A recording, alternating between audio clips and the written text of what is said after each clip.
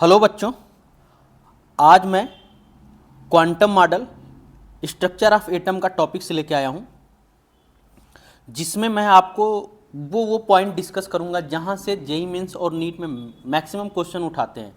तो आज मैं क्विक रिवीजन के साथ आज आपको ये समझाने की कोशिश करूँगा जहाँ से आप मैक्सिमम क्वेश्चन जो पूछे जाते हैं वहाँ से अगर आए क्वेश्चन तो आप इजीली कर लो। तो पहला हम डिस्कशन करेंगे क्वांटम मॉडल है क्या। क्वांटम मॉडल है क्या? तो क्वांटम मॉडल में हम लोग क्या काम करते हैं, हम इलेक्ट्रॉन को दो तरीके से मान के चलते हैं। इलेक्ट्रॉन को हम लोग जनरली देखें कि दो तरीके का नेचर शो करता है। एक तो पार्टिकल नेचर होता है,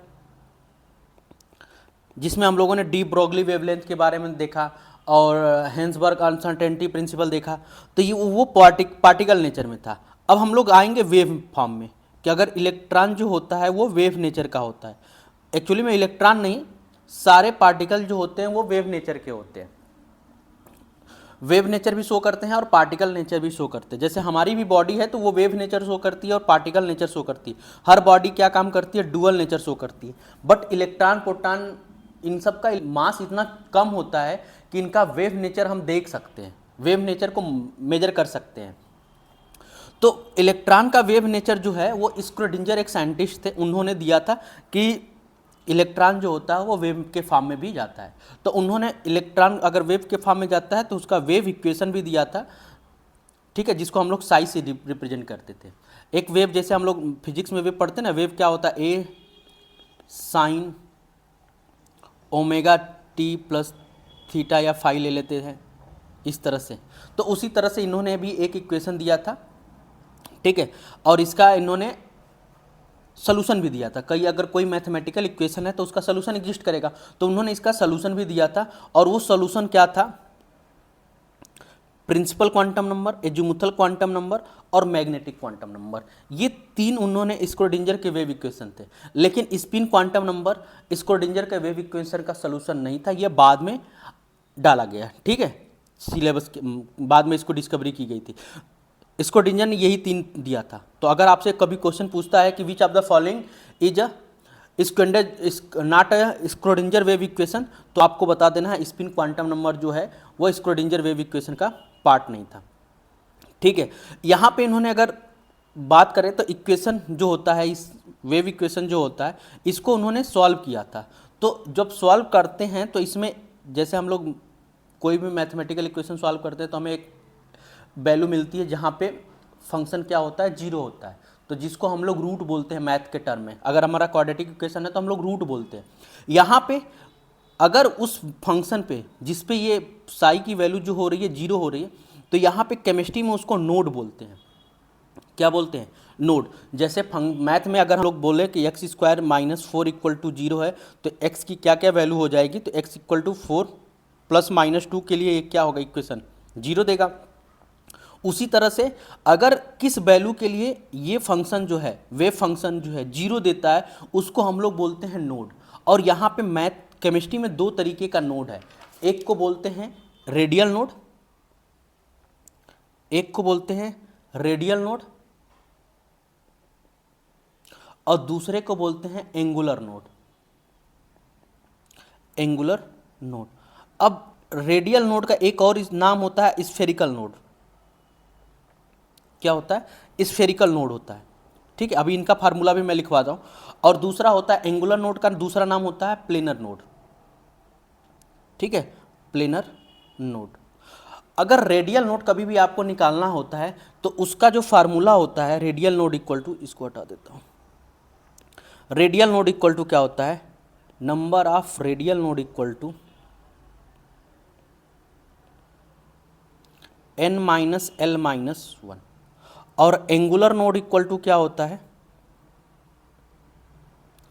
एल। एंगुलर नोड क्या होता है, एल। और अगर आपको टोटल नोड की बात कर दिया जाए तो टोटल नोड इक्वल टू क्या हो जाएगा, इन्हीं दोनों को रेडियल नोड और एंगुलर नोड को ऐड कर देंगे तो हमें टोटल नोड मिल जाएगा, तो n माइनस वन आ जाता है टोटल नोड, ठीक है।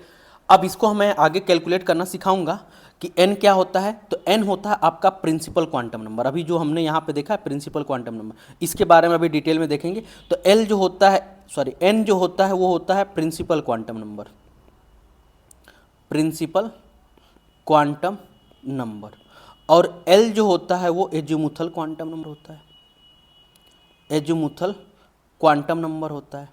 ठीक है, अब N और L की वैल्यू कैसे निकालते हैं ये हम लोग अब आगे देखते हैं।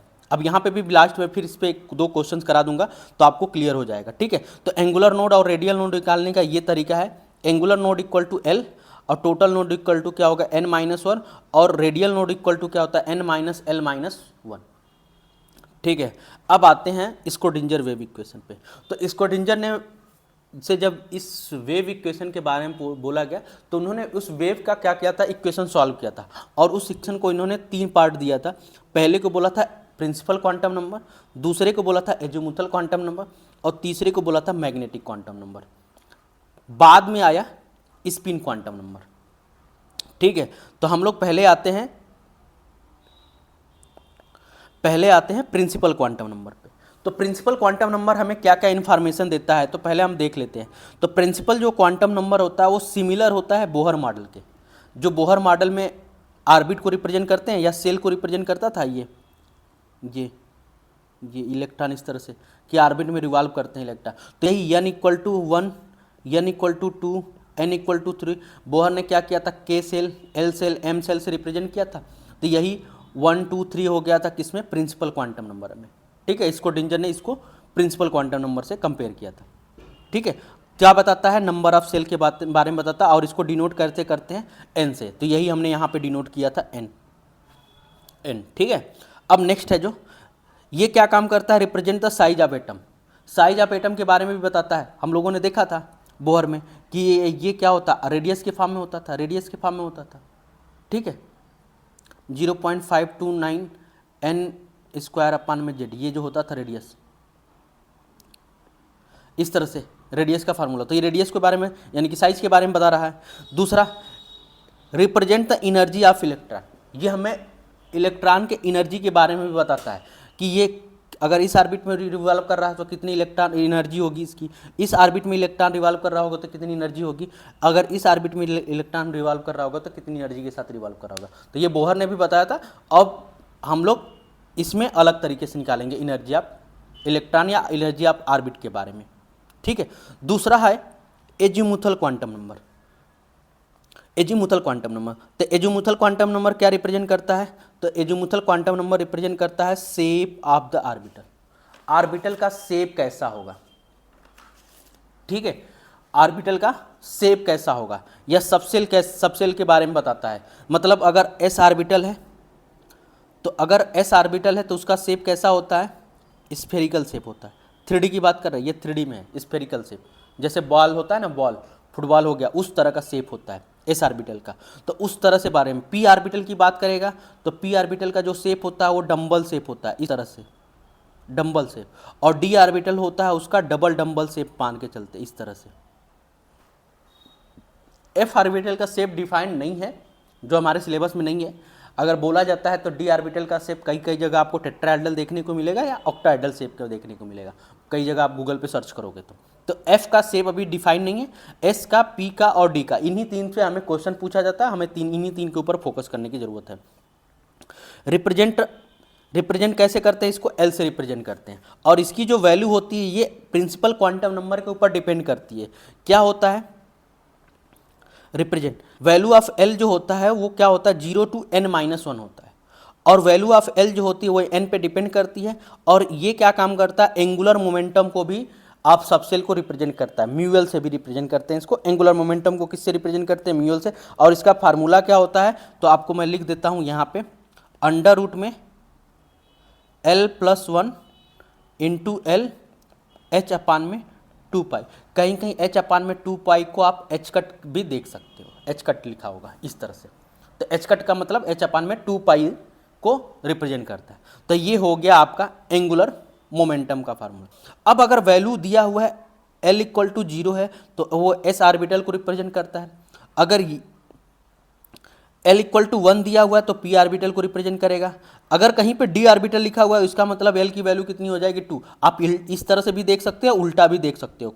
ठीक है, अगर f लिखा हुआ है, f ऑर्बिटल लिखा हुआ है तो उसकी क्या होगी, 3 वैल्यू हो जाती है।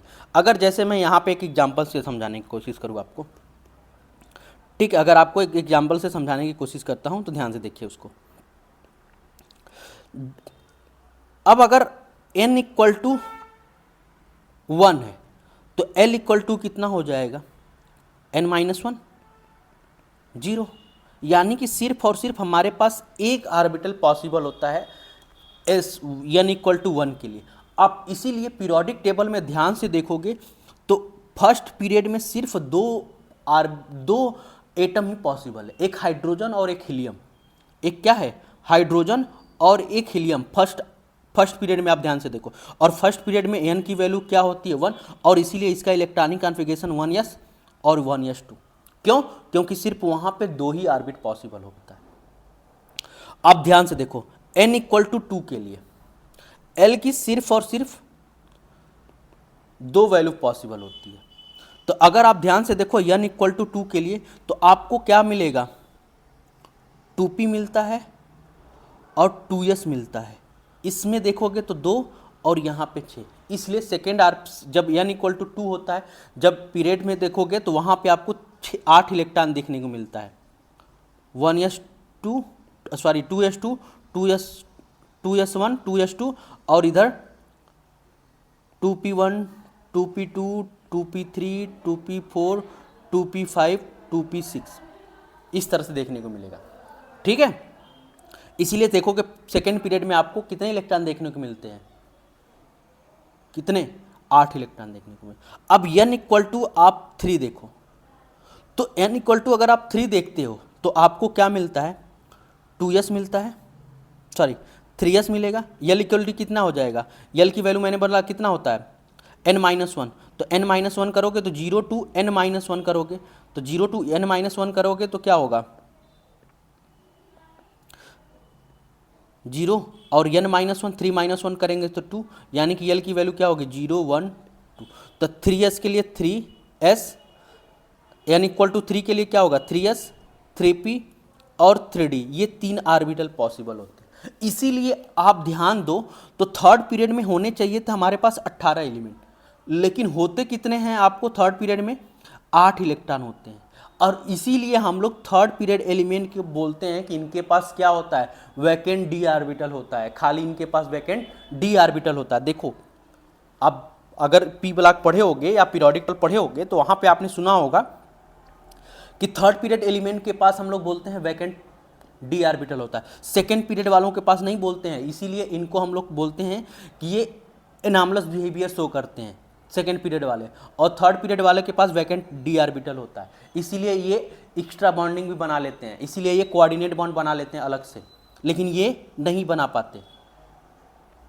ठीक है, 3D के पास। और आप देखे होंगे तो पहले 1s दिखाई देता है, फिर 2s 2p दिखाई देता है, फिर 3s 3p 3d दिखाई देता है, आपको 2d दिखाई नहीं देता।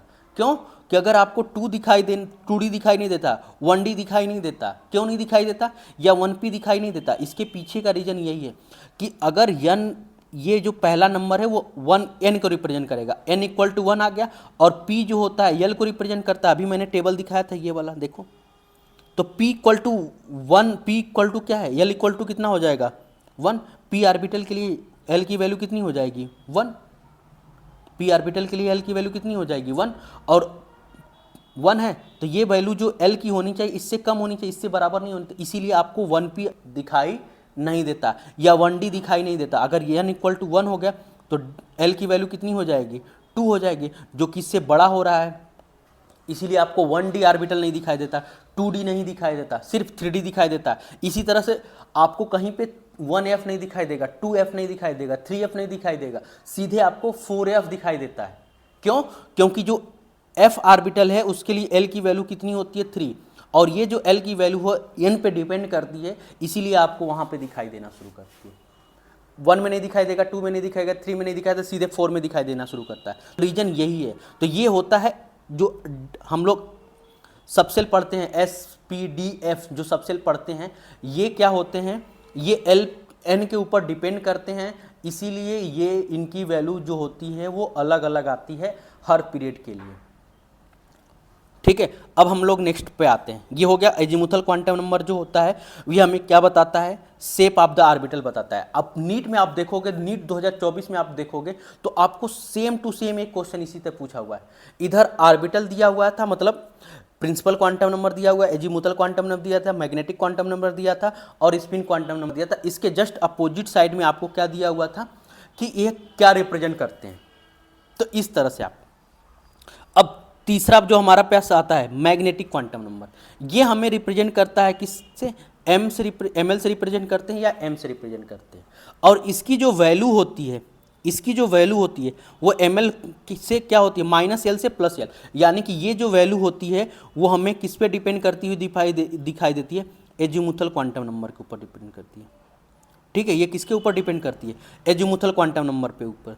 तो represent the number of orbit या सबसेल, ये हम नंबर ऑफ ऑर्बिट या सबसेल के बारे में बताता है। जैसे आप बात करते हैं L = 0 यानी कि s ऑर्बिटल है, तो s ऑर्बिटल जो है उसके लिए कितने नंबर ऑफ ऑर्बिट बनते हैं, s ऑर्बिटल जो होता है उसके लिए हम लोग एक ऑर्बिट बनाते हैं। क्यों, क्योंकि इसकी जो वैल्यू होती है ये ऑर्बिट, नंबर ऑफ ऑर्बिट या नंबर ऑफ सबसेल के बारे में बताता है, कितना सबसेल बनेगा। तो s के लिए कितना बनता है सबसेल, 1 बनता है। p के लिए कितना सबसेल बनता है, 3 बनता है। d के लिए कितना बनता है, 5 बनता है। कहाँ से बनता है, d के लिए 5 सबसेल क्यों बनाते हैं, f के लिए 7 सबसेल क्यों बनाते हैं, तो वो डिपेंड करता है यहीं से, मैग्नेटिक क्वांटम नंबर से। 1 2 3 4 5 6 7, तो यहीं पे डिपेंड करता है। अभी मैं बता रहा हूँ कि एक बॉक्स क्यों बनाते हैं इसके लिए। अब देखो नंबर ऑफ ऑर्बिट अगर आपसे पूछा तो 2l+1 हो जाएगा अगर l दिया हो तो। अगर l गिवन दिया है तो आपको नंबर ऑफ ऑर्बिट कितना हो जाएगा, 2l+1। और नंबर ऑफ ऑर्बिटल पूछ दिया, अगर n दिया हो तो कितना हो जाएगा, n² हो जाएगा। और यहीं पे मैं लिख देता हूँ नंबर ऑफ इलेक्ट्रॉन पूछ दिया, number of electron in orbit पूछ दिया। ठीक है, तो कितना हो जाएगा, 2l+1। ठीक है, और नंबर ऑफ इलेक्ट्रॉन जब l गिवन होगा तब, जब l गिवन होगा तब, और नंबर ऑफ इलेक्ट्रॉन हो जाएगा इन ऑर्बिट या सेल, जब n दिया होगा तो 2n² हो जाएगा। ठीक है, इस तरह से। तो आपको अभी मैं ये बताने जा रहा हूँ कि नंबर ऑफ ऑर्बिट कैसे निकालते हैं। अब देखो इसकी जो वैल्यू होती है वो -L से +L पे होती है। और क्या होता है, represent the orientation of orbital या orientation of electron cloud in 3D space. ये हमें ओरिएंटेशन ऑफ ऑर्बिटल के बारे में बताता है। जैसे मैं बताऊं तो अभी हम लोगों ने देखा था, क्या देखा था कि अगर s ऑर्बिटल है, ठीक है, s ऑर्बिटल है तो वो कैसा शेप होता है, स्फेरिकल शेप होता है। इसको बोलते हैं नॉन डायरेक्शनल ऑर्बिट है। ये नॉन डायरेक्शनल ऑर्बिट है, नॉन डायरेक्शनल ऑर्बिट है। आपसे पूछ सकता है कभी कभी कि कौन सा ऑर्बिट है जो नॉन डायरेक्शनल है, तो एस ऑर्बिट जो होता है वो नॉन डायरेक्शनल होता है, ये डायरेक्शन पे डिपेंड नहीं करता। जबकि पी ऑर्बिट जो होते हैं, पी डी एफ जो होते हैं वो डायरेक्शनल ऑर्बिट होते हैं। ठीक है, ये क्या है, डायरेक्शनल ऑर्बिट है, डायरेक्शन पे डिपेंड करते हैं। जैसे पी ऑर्बिट के लिए आपने डंबल शेप देखा था, तो अगर ये एक्स एक्सिस के अलॉन्ग ओरिएंट होगा तो इसको हम लोग बोलेंगे पी एक्स। अगर ये वाई एक्सिस के अलॉन्ग ओरिएंट हो गया, ये वाई एक्सिस हो गया, ठीक है, वाई एक्सिस के अलॉन्ग, तो इस ऑर्बिट का नाम दे देंगे पी वाई। और अगर ये जेड एक्सिस के अलॉन्ग में ओरिएंटेड हो गया, जेड एक्सिस के अलॉन्ग में, तो इस ऑर्बिट का नाम दे देंगे पी जेड ऑर्बिट। तो यही बताता है हमको ओरिएंटेशन ऑफ ऑर्बिटल के बारे में, यही। तो इसीलिए हमें पी के 3 ऑर्बिट मिलते हैं, पी के हमें 3 ऑर्बिट मिलते हैं, p x, p y, p z. एक एक्स एक्सिस के अलॉन्ग ओरिएंट हो सकता है, वाई एक्सिस के अलॉन्ग हो सकता है, जेड एक्सिस के अलॉन्ग हो सकता है। तो इसीलिए हमें पी के 3 ओरिएंटेशन मिल सकता है, इसीलिए पी के 3 बॉक्स हम लोग बनाते हैं। अब पी के लिए देखो एल की वैल्यू कितनी होती है, पी ऑर्बिट के लिए एल की वैल्यू कितनी होती है, 1 होती है। तो एम एल की वैल्यू कितनी हो जाएगी, -L to +L, तो -1 to +1।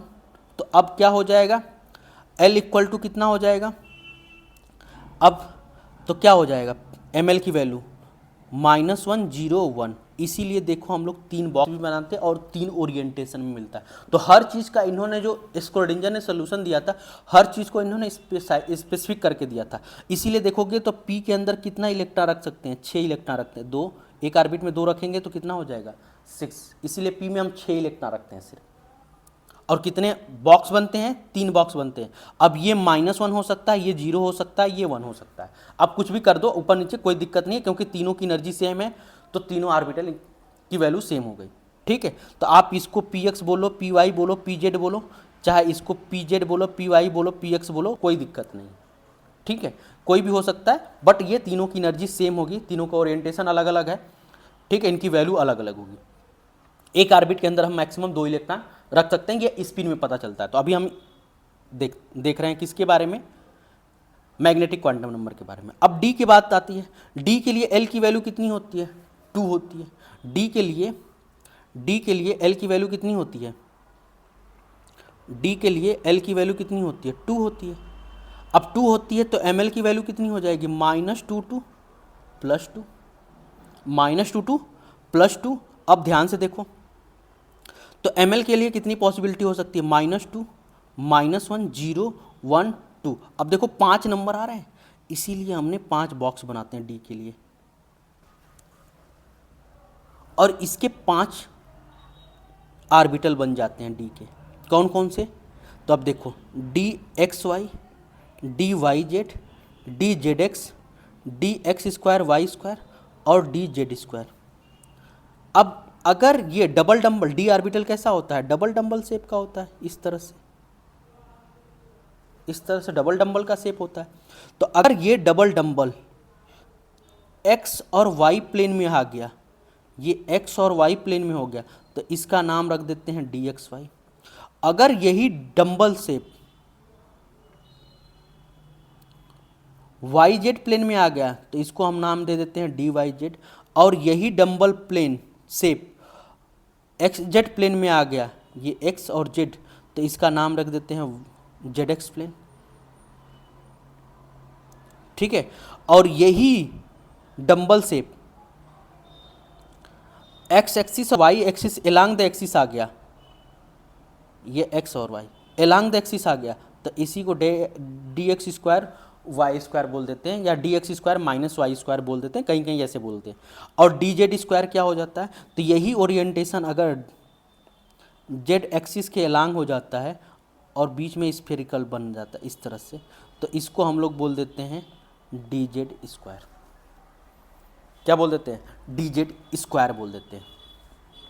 ठीक है, तो इसलिए हमारे पास d के 5 ऑर्बिट बनते हैं ये। अब आगे आते हो, f की बात कर लेते हैं थोड़ा सा। f के लिए क्या पॉसिबिलिटी होती है? f के लिए क्या पॉसिबिलिटी होती है, तो मैं आपको बता दूं। f के लिए l की वैल्यू क्या होती है? 3 होती है। f के लिए अगर l की वैल्यू 3 है, तो इसका मतलब क्या हुआ? ml की वैल्यू कितनी हो जाएगी? -32 + 3, -32 + 3। ठीक है, -32 + 3। अब देखो इसका, ये कितना हो जाएगा? -3, -2, -1, 0, 1, 2, 3। देखो कितने ऑर्बिटल आए? 7 ऑर्बिटल आए, इसीलिए हम लोग इसके पास 7 बॉक्स बनाते हैं। 1 2 3 4 5 6 7 बॉक्स हो गया। 1 2 3 4 5 6 7 बॉक्स हो गया, जिसमें से एक -3 होगा, -2 होगा, -1 होगा, 0 होगा, 1 होगा, 2 होगा, 3 होगा, ये। इसीलिए हम लोग f के लिए 7 ऑर्बिटल बनाते हैं। समझ में आया? अब हम आते हैं ऊपर, जो हमारा टॉपिक चल रहा था। अब देखो यही चीज़ मैंने लिखा हुआ टेबल बना के। सबसे पहले l = 0 है, तो m = 0 हो गया। l = 1 है, तो m = -1, 0, 1 हो गया। ठीक है, l = 3 है, तो m = -2, -1, 0, 1, 2। तो इसलिए ये क्या है? ये 1 है, ये 3 है, ये 5 है, और ये 7 है। तो इसीलिए आप l = 0 यानी कि s ऑर्बिटल हो गया, ये p ऑर्बिटल हो गया, ये d ऑर्बिटल हो गया, ये f ऑर्बिटल हो गया। हम थोड़ा सा और कलर चेंज कर देते हैं, p d f। तो s है, तो इसीलिए हम लोग 1 बॉक्स बनाते हैं, p है इसलिए 3 बॉक्स बनाते हैं, d है इसलिए 5 बॉक्स बनाते हैं, f है तो इसलिए 7 बॉक्स बनाते हैं। ठीक है, इसीलिए एक बॉक्स में maximum 2 electron. Spin quantum number भी हमें यही बताता है। स्पिन क्वांटम नंबर क्या बताता है? तो spin quantum number it is not a solution of Schrödinger wave. ये बहुत इंपॉर्टेंट लाइन है, इसको आप ध्यान रखिएगा, पूछ सकता है कभी भी। Represent the spin off electron clockwise या एंटी क्लॉकवाइज। अब ये बात होती है कि अगर हमने ऑर्बिटल के अंदर इलेक्ट्रॉन रखा तो इलेक्ट्रॉन कैसे रोटेट करेगा, क्लॉकवाइज में रोटेट करेगा या फिर एंटी क्लॉकवाइज में रोटेट करेगा, क्लॉकवाइज रोटेट करेगा या एंटी क्लॉकवाइज रोटेट करेगा। तो वो उसके बिहाफ पे इसको दो पार्ट में किया गया, प्लस हाफ और माइनस हाफ। इसको डिनोट कैसे करते हैं, या एम एस देखने को मिल जाएगा या एस देखने को मिलेगा।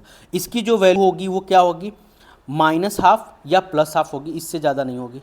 Maximum 2 electron can be in one orbit. एक ऑर्बिट में मैक्सिमम हम 2 इलेक्ट्रॉन रख सकते हैं। ये जो अभी हमने ऑर्बिट देख रहा था, ये जो हम लोग ऑर्बिट बना रहे हैं, ये इसमें एक ऑर्बिट में मैक्सिमम हम 2 इलेक्ट्रॉन रख सकते हैं। इसका कहने का मतलब ये है, ठीक है।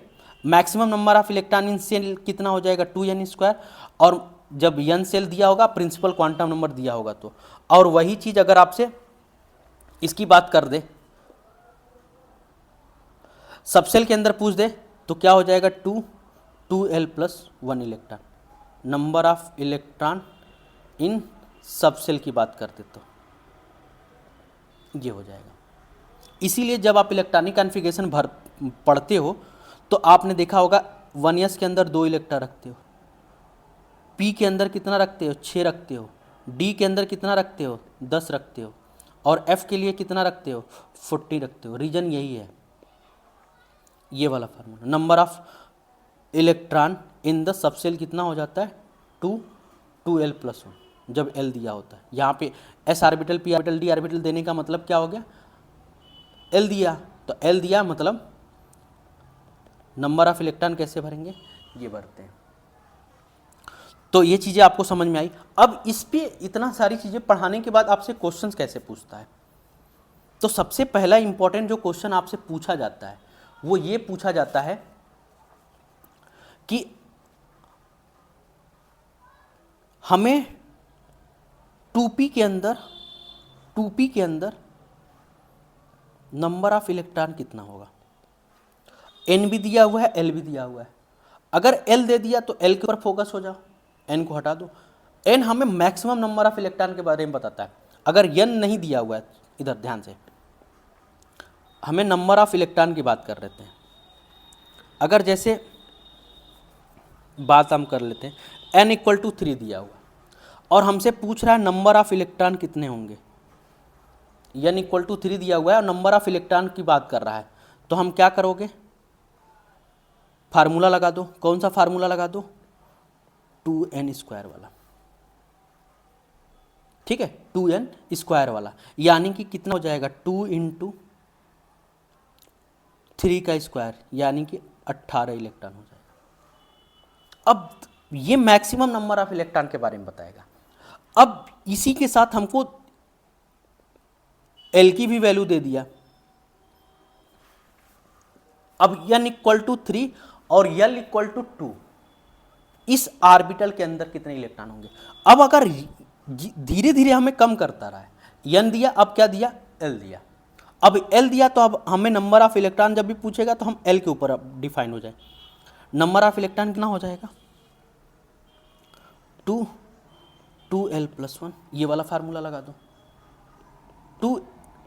2 L की वैल्यू कितनी होती है, L की वैल्यू 2 दिया हुआ है, +1, तो 2 दूनी 4, 1 5, 5 दूनी के 10। यानी कि ये किसकी बात कर रहा है, 3D की बात कर रहा है। और d ऑर्बिटल में हमें पता होता है कि कितने इलेक्ट्रॉन हैं, 10 इलेक्ट्रॉन होते हैं। तो यही देखो आप यहाँ से मैक्सिमम कितने इलेक्ट्रॉन हो सकते थे, 18। अब L = 2 कर दिया तो बचा कितना, 10। यानी कि अब L = 1 और L = 2 के अंदर, L = 0 के अंदर कितने इलेक्ट्रॉन बचेंगे, 8 इलेक्ट्रॉन बच रहे होंगे। इसकी बात कर रहा है। इस तरह से आप जाओ। अब अगर n = 3 और ml = 1 बोल दिया, तो अब क्या करोगे, तो अब n = 3 दे दिया और ml = 1 दे दिया, तो अब क्या करोगे, तो पहले एक एक स्टेप जाओ। कैसे, n = 3 दे दिया तो L = हमारे पास क्या मिलेगा, 0 मिलेगा, 1 मिलेगा और क्या मिलेगा, 2 मिलेगा। कितना मिलेगा, 0 1 2 मिलेगा। अब इसके लिए ml की वैल्यू क्या होती है, 0। इसके लिए ml की वैल्यू कितनी होती है, 0 1 -1। इसके लिए ml की वैल्यू कितनी होगी, -2 -1 0 1 2। तो हमें m इक्वल टू 1 की बात कर रहा है, तो हमारे पास एक आर्बिट ये हो गया, एक आर्बिट ये हो गया, यानी कि हमारे पास m इक्वल टू 1 पे 2 आर्बिट मिल रहे हैं, और 2 आर्बिट में कितने इलेक्ट्रॉन रख सकते हैं, 4 इलेक्ट्रॉन रख सकते हैं। तो नंबर ऑफ इलेक्ट्रॉन कितने हो जाएंगे, 4 इलेक्ट्रॉन हो जाएंगे। तो मैक्सिमम आपको n दे दिया है, तो l पे आओ, फिर l से किस पे आओ, ml पे आओ, इस तरह से आने हैं। अब तीसरा क्वेश्चन इस पे कैसे पूछ सकता है, आप ध्यान से देखो, तीसरा क्वेश्चन कैसे पूछ सकता है आप पे, ये n इक्वल टू 1 और ms equal to spin quantum number -12 दे दिया, तो अब कैसे निकालोगे। तो अगर बीच में कुछ नहीं दिया हुआ है, ms दे दिया हुआ है, तो इसके लिए आप टोटल नंबर ऑफ इलेक्ट्रॉन कितना होगा, टोटल नंबर ऑफ इलेक्ट्रॉन आप कैसे निकालते हो, 2n² यानी कि 2 इंटू 3 का स्क्वायर यानी कि 18। तो ms इक्वल टू हाफ बोल दिया ना, या -12 बोल दिया ना, तो इसका मतलब क्या है, टोटल जो 18 ऑर्बिट के अंदर जो हम इलेक्ट्रॉन रखने वाले हैं क्लॉकवाइज और एंटी क्लॉकवाइज में, ठीक है, क्लॉकवाइज और एंटी क्लॉकवाइज में जो इलेक्ट्रॉन रखने वाले हैं, अब इसका मतलब क्या है कि अगर ये वाला प्लस हाफ को रिप्रेजेंट कर रहा होगा तो ये वाला माइनस हाफ को रिप्रेजेंट कर रहा हो, तो हमें -12 वाले इलेक्ट्रॉन को बताना है, यानी कि एक इलेक्ट्रॉन को प्लस वाले को हटा दो, तो प्लस वाले को हटा दोगे तो क्या हो जाएगा, इसका हाफ हो जाएगा, यानी कि टोटल नंबर ऑफ इलेक्ट्रॉन कितने हो जाएंगे, n², यानी कि 3 का स्क्वायर यानी कि 9 इलेक्ट्रॉन हो जाएंगे, जो क्या होंगे, ms हाफ होंगे। तो इस तरह से आप एक एक स्टेप पे आ जाओ, एक एक जाओ, जब आपको n दिया हो तो आप एक एक पे आओ, इसी तरह से l से दे के पूछे तो आप एक एक पे आओ, l से किस पे आओ, m पे आओ, m से किस पे आओ, s पे आओ, तो आपका क्वेश्चन आसानी से लगता चला जाएगा। अब जैसे n equal to 4, ms equal to modulus 1 दे दिया, मॉडुलस ml की वैल्यू कितना दे दिया है, 1 दे दिया है, और हमसे और एक और कंडीशन दे रहा है, क्या दे रहा है, और इसमें पूछ रहा है ms equal to plus half का इलेक्ट्रॉन। अब ध्यान से देखो, n इक्वल टू 4 दे दिया, अगर n इक्वल टू 4 दे दिया तो ms इक्वल टू क्या हो जाएगा, सॉरी l इक्वल टू कितना पॉसिबल होगा, तो l इक्वल टू पॉसिबल होगा 0, 1, 2 और 3। तो अगर l इक्वल टू 0 है यानी कि 4s ऑर्बिटल की बात कर रहा है, 4s ऑर्बिटल के अंदर ml तो 0 मिल रहा है, तो इसके अंदर 1 की पॉसिबिलिटी तो नहीं है, ख़त्म। इसके अंदर मिल सकता है ms इक्वल टू क्या मिलेगा, -1 और +1। इसके अंदर भी -2 से क्या तक जाएगा, +2, तो इसके अंदर भी -1 +1 मिलेगा, इसके अंदर भी -1 +1 मिलेगा, क्योंकि ms इक्वल टू ms नहीं, ml इक्वल टू 1 दिया हुआ है, ml इक्वल टू 1 दिया हुआ है, इसका मतलब क्या है,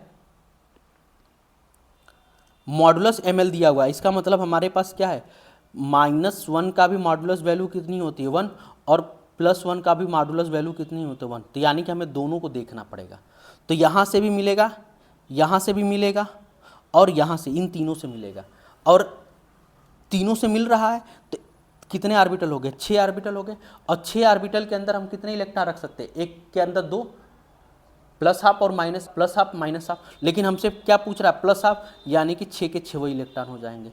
एक ऑर्बिटल में प्लस हाफ का एक ही इलेक्ट्रॉन रहेगा, एक ऑर्बिटल के अंदर प्लस हाफ का माइनस हाफ का एक ही इलेक्ट्रॉन रहेगा, तो यानी कि प्लस हाफ का कितना हो जाएगा, 6, माइनस हाफ का 6, तो हमसे प्लस हाफ का पूछ रहा है, तो टोटल इलेक्ट्रॉन कितना हो जाएंगे, 6। अगर ms इक्वल टू नहीं कुछ बोला होता तो हम कितना रखते हैं, 12 रख दे, क्योंकि एक ऑर्बिटल के अंदर 2 रखते, तो मैक्सिमम कितने रखते हैं, 12 रखते। तो आपको इस तरह से जब भी क्वेश्चन पूछे तो आप एक एक स्टेप करते जाओ, आप आसानी से क्वेश्चन को कर लोगे। एक और क्वेश्चन इस पे जो पूछा जाता है, वो क्या पूछा जाता है, तो उसको मैं फिर से डिफाइन कर देता हूँ।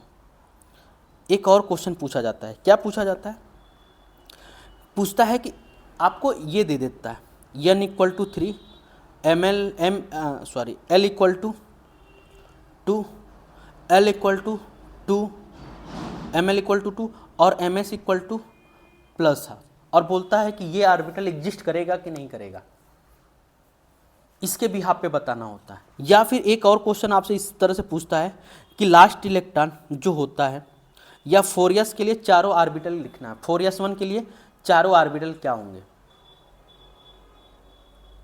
ठीक है। या फिर पोटेशियम है, पोटेशियम का इलेक्ट्रॉनिक कन्फिग्रेशन बोल देगा, लास्ट इलेक्ट्रॉन का या इसके वैलेंस शेल इलेक्ट्रॉन का इलेक्ट्रॉनिक कन्फिग्रेशन का चारों ऑर्बिटल कौन कौन से होंगे। तो आप देखो k इक्वल टू क्या होता है, तो इसका हो जाएगा पोटेशियम का 19 होता है तो 4s1 हो जाएगा। अब देखो इसके चारों क्वांटम नंबर क्या लिखोगे, n इक्वल टू 4 क्योंकि ये हो गया। अब s इक्वल टू है तो l इक्वल टू कितना हो जाएगा 0, s के लिए l की वैल्यू क्या होती है 0। अब देखो तो ml की वैल्यू क्या हो जाएगी, ये माइनस l से प्लस l जाएगा तो ये 0 हो जाएगा, और ms कितना हो जाएगा, अगर एक इलेक्ट्रॉन है तो ये प्लस हाफ भी ले सकते हो या माइनस हाफ भी ले सकते हो, कोई भी ले सकते हो, इन दोनों में से कोई भी दिया हो तो दोनों सही है, दोनों नहीं होना चाहिए, प्लस और माइनस दोनों नहीं होना चाहिए। ये अगर लिखा हुआ है तो रॉन्ग लिखा हुआ है, या तो प्लस हाफ लिखना होगा या तो माइनस हाफ, तो यही चारों हो जाएगा पोटेशियम के लास्ट इलेक्ट्रॉन का इलेक्ट्रॉनिक कन्फिग्रेशन। ठीक है, अब मान लो 3d1 की बात कर रहा है, 3d1 की बात कर रहा है, अब इसके लास्ट सब की वैल्यू पूछ रहा है, तो n इक्वल टू क्या बोलोगे आप 3, l इक्वल टू क्या बोलोगे, d के लिए वैल्यू कितनी हो जाएगी 2, सॉरी हाँ l के लिए d के लिए वैल्यू। अब बात आती है ml की वैल्यू क्या रखोगे आप,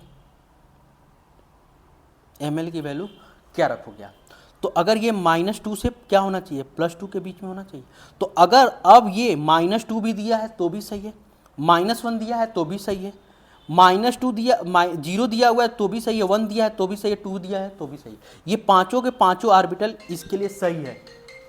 ठीक है, इसके लिए पांचों के पांचों ऑर्बिटल सही है। अब ms की बात करते हैं, तो ms या तो प्लस हाफ देगा या तो माइनस हाफ देगा, क्यों, इनमें कौन सबके सही है, क्योंकि d के लिए 5 ऑर्बिटल बनता है, ये 5 ऑर्बिटल बनते हैं और पांचों के पांचों ऑर्बिटल सही है। यहाँ पे इलेक्ट्रॉन रख सकते हैं, एक ही इलेक्ट्रॉन रखना है, यहाँ पे रख सकते हैं, यहाँ पे भी रख सकते हैं, यहाँ पे भी रख सकते हैं, यहाँ पे भी रख सकते हैं, यहाँ पे भी रख सकते हैं, तो कहीं पे भी रख सकते हैं। और ये फिक्स नहीं है कि ये इसी को -2 बोलेंगे, इसी को -1 बोलोगे, इसको -1 बोल सकता हूँ, इसको -2 बोल सकता है, इसको 0 बोल सकता है, इसको 1 बोल सकता है, इसको 2 बोल सकता है, कुछ भी बोला जा सकता है। ये एनर्जी इनकी सेम है तो हम इनको कुछ भी बोल सकते हैं, तो ये हो जाता है इस तरह से। ठीक है, तो आपको इस तरह से क्वेश्चन कुछ भी दे तो आप इस तरह से कर लीजिएगा। अब ये वाले पे बात आती है, n इक्वल टू 3 दे दिया है तो l की वैल्यू 3 से ज़्यादा नहीं होनी चाहिए, 3 से ज़्यादा नहीं होनी चाहिए। अब l की वैल्यू 0 भी चलेगा, 1 भी चलेगा, 2 भी चलेगा, तो इनमें से कोई भी दे देगा तो चलेगा। ml की वैल्यू अगर 2 दिया हुआ है तो -2 से +2 के बीच में होना चाहिए, अगर 0 दिया होता तो 0 होता, और ये ms की value plus half minus half होनी चाहिए, तो ये हो जाएगा ये वाली, यानी कि सही हो गया। तो इस तरह से आपको क्वेश्चन दे देगा, तो इस तरह से आपको इस तरह के क्वेश्चंस की करने की ज़रूरत है। अब एक और टॉपिक में डिस्कशन कर रहा था जो कि नोड के बारे में था। ठीक है, तो नोड से रिलेटेड क्वेश्चन कैसे पूछ सकता है तो उसको भी मैं डिस्कस कर लेता हूँ अभी। जैसे अगर बोलेगा 3D है, 3D ऑर्बिटल दे दिया और इसमें आपसे पूछ दिया कि एंगुलर नोड कितने होंगे, 3D ऑर्बिटल देके आपसे इसके अंदर कितने एंगुलर नोड होंगे ये पूछ दिया है, तो आप कैसे सॉल्व करोगे। एंगुलर नोड पूछ दिया, रेडियल नोड पूछ दिया, तो 3D ऑर्बिटल, तो रेडियल नोड का क्या फार्मूला होता है n-l-1, और एंगुलर नोड का क्या फार्मूला होता है l। तो अब देखो d के लिए l की वैल्यू कितनी होती है 2, तो एंगुलर नोड की वैल्यू कितनी हो गई 2, और रेडियल नोड की वैल्यू क्या हो जाएगी 3 - 2 - 1 यानी कि 0, रेडियल नोड 0 हो जाएगा। तो टोटल नोड की वैल्यू की बात कर लेते हैं, तो टोटल नोड क्या होता है n-1, यानी क्या, तो इन दोनों को जोड़ दो या तो ये वाला फार्मूला लगा दो, 3 - 1 कितना आएगा 2, देखो इन दोनों को ऐड करने पर भी 2 आ रहा है। तो इस तरह से रेडियल नोड एंगुलर नोड पूछेगा, तो आपको ये फार्मूला याद रख लेना, इससे आपका काम बन जाएगा। ठीक है, इससे आपका काम बन जाएगा। इसी तरह से मान लो 2p की बात कर रहा, 2p के अंदर रेडियल नोड और एंगुलर नोड पूछ रहा है, तो एंगुलर नोड कितना हो जाएगा l, यानी कि l की वैल्यू कितनी हो गई 1, और रेडियल नोड कितना हो जाएगा 2 - 1 - 1 कितना आ गया 0, तो रेडियल नोड कितना आ गया 0, एंगुलर नोड कितना हो गया 1, टोटल नोड कितना हो जाएगा 1। तो इस तरह से रेडियल नोड और एंगुलर नोड पे आप क्वेश्चन कर सकते हैं। तो होप सो मैं जो चीज़ें समझाना चाह रहा था क्वांटम नंबर से रिलेटेड वो चीज़ें आपको समझ में आई होगी। मैं कल इस पर इलेक्ट्रॉनिक कॉन्फ़िगरेशन से रिलेटेड करके मैं वीडियो लेके आऊँगा, उसको आप देख लेने, उससे आपको और भी चीज़ें क्लियर हो जाएगी। इलेक्ट्रॉनिक कॉन्फ़िगरेशन कैसे कैलकुलेट करेंगे किसी भी इलेक्ट्रॉन का, ठीक है। तो यहाँ तक मैंने जो चीज़ें समझाई है वो आपको समझ में आया होगा कि quantum number, magnetic quantum number, spin quantum number, इन सब का देने से क्या पर्पज होता है, ठीक है। तो इस तरह से चीज़ों को आप समझ गए होंगे। अगर कोई डाउट आता है तो कमेंट बॉक्स में कमेंट करिए, मैं आपके डाउट को क्लियर करने की कोशिश करूँगा। Thank you.